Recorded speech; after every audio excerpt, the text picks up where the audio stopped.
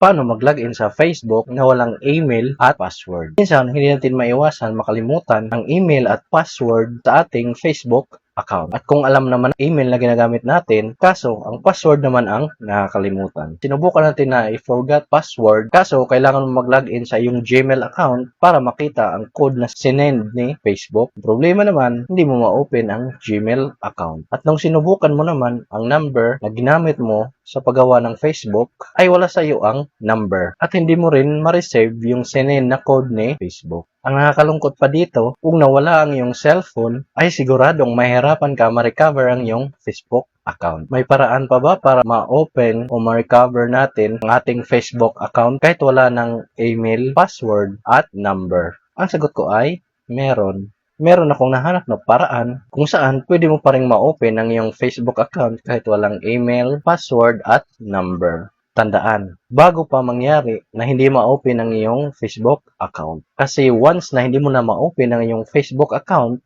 ay hindi mo na makuha ang recovery codes. Ibig sabihin, habang na-open mo pa yung Facebook account mo ngayon, kailangan mo na itong gawin. Para kung sakaling mawala or nakalimutan mo yung password, email, or nawala yung number, o di kaya nawala yung cellphone mo, ay ma-open mo pa rin siya. Kung halimbawa naman nawala ang inyong cellphone, ay mas maigi na i-open mo kaagad yung iyong Facebook account sa ibang device. Mas maganda na manghiram ka ng cellphone sa iyong kaibigan para ma-open mo yung Facebook account mo. Kung ma-open mo na, palitan mo na kaagad yung number, then password at email para hindi ma-hack ng kumuha ng cellphone mo ang iyong Facebook account. Kung gusto mong malaman, panoorin at tapusin mo ang video na to. Una, punta tayo ng Facebook apps. Din dito sa may upper right side, yung may tatlong linya, pinutin lang to.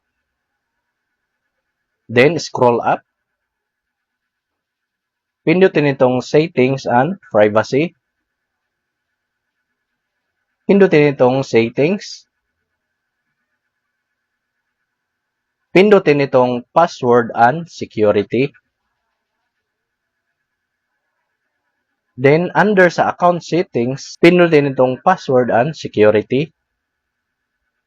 Pindutin itong two-factor authentication. Then, dito, lalabas na yung account mo. Pindutin lang to. Then, kailangan mo i-enter yung Facebook password. Then, pagkatapos ma-enter yung password, pindutin lang tong continue. Then, pindutin itong additional methods.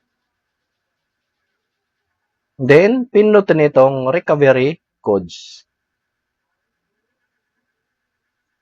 Since naka-turn on yung recovery codes ko, ang lumalabas dito ay turn off. Pero once na hindi naka-turn on ang recovery codes mo, ang nakalagay dito ay turn on. Yung ibibigay na code, pwede mo lang gamitin sa isang basis. Sabi dito, save your recovery codes in a safe place. So, kailangan ilagay mo sa safe place. Ayan. Without this, you may not able to log in into your account. So, hindi ka makapag-log in sa inyong account. So, kailangan mo talaga tong recovery code. So, mas maigi na isulat mo yung recovery code sa papel, then ilagay mo sa iyong wallet para makuha yung recovery codes. Pindutin lang tong get new codes. So, ito na yung recovery code na binigay ni Facebook. No? So, blur ko lang para hindi nyo makita. So, sa akin ay sinave ko na to or sinulat ko na sa papel at nakasave na to sa aking wallet. Kunwari, nakalimutan ko yung password or email ko dito. Ang gagamitin ko lang dito ay itong recovery codes. Paano naman natin gamitin ang recovery codes na to once na mawala yung cellphone natin? Ang gagamitin ko dito ay PC para ma-open ko yung Facebook ko. Ayan. So, kung mapapansin nyo, andito na yung authentication required. So, i-enter ko lang yung code. Ayan, blur ko lang.